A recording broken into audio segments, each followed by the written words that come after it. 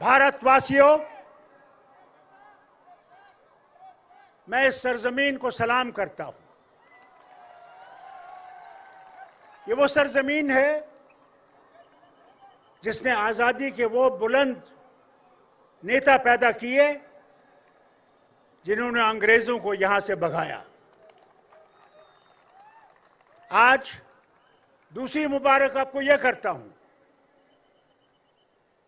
कि राहुल गांधी जी ने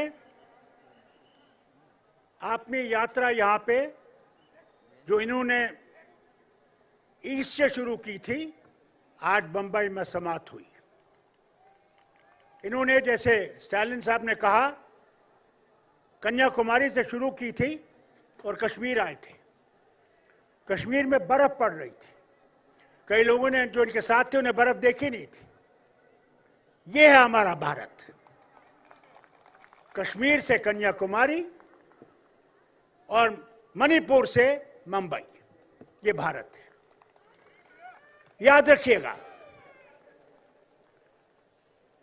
कि आप वोट जो आपके पास है, वो वोट उनका है, उनका खून लगा है उन्हें जिन्होंने इस भारत को आजाद किया।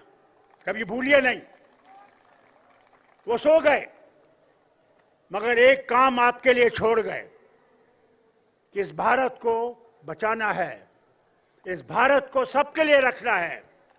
वो हिंदू हो, मुसलमान हो, सिख हो, ईसाई हो, बौद्ध हो, जो भी है वो भारतीय है, भारतीय है, भारतीय है।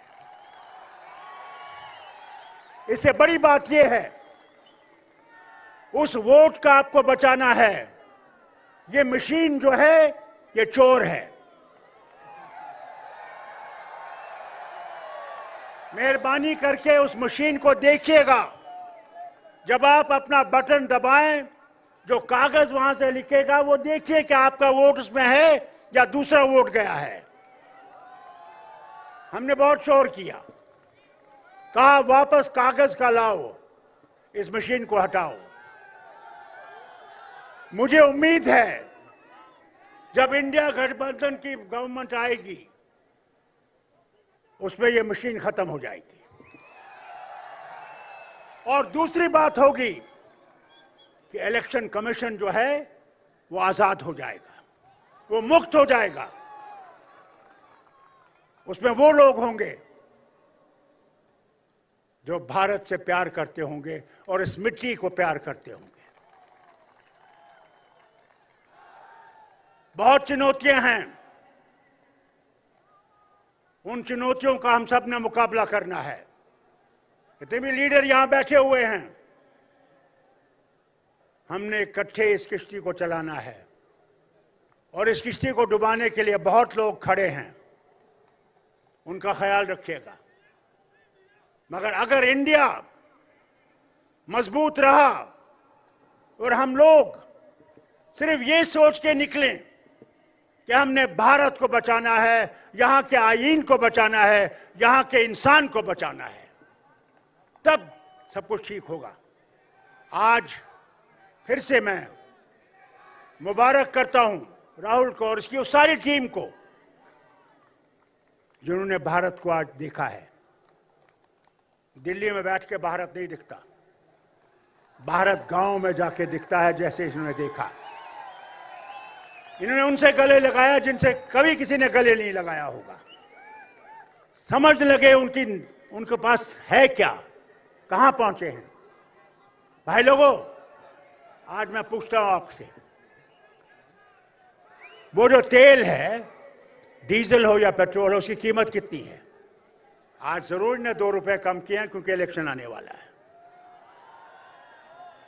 गैस का सिलेंडर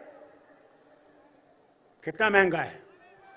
आज 400 रुपए कम किए हैं, इलेक्शन आने वाला। जो इलेक्शन अगर ये आ गए तो खुदा ही जाने ये सिलेंडर कहां पहुंचेगा। आपके खाने की तेल की कीमत पूछिए अपनी मां से, बहन से, बीवी से। उसे पूछिए कि सब्जी की कीमत क्या है। कहां पहुंच गए हम? जो चिल्लाते थे कि हम यहां गरीबी दूर करेंगे, क्या आज गरीबी दूर हो गई? कि 80 करोड़ हमारे लोगों को अनाज मुफ्त देना पड़ता है, तो गरीबी कहां गई? बेकार हमारे जवान हैं, लड़कियां और लड़के पढ़े लिखे, कोई उनकी तरफ सुनवाई नहीं है। कब तक ये चलेगा? कब तक हम इस मुसीबत को देखते रहेंगे और चुप रहेंगे? आज वक्त आ गया है कि हम इकट्ठे होके संविधान को बचाएं और इस भारत की जो परंपरा है उसको बचाएं। ये आप तक है। मैं यही ऊपर वाले से मांगता हूं कि आपको हिम्मत दे कि आप अपने आप को और सबको निकालें और वोट डालें। अगर आप वोट नहीं डालेंगे तो फिर आप कुछ नहीं कह सकते, मगर वोट डालिए, आपके हक में नतीजा होगा।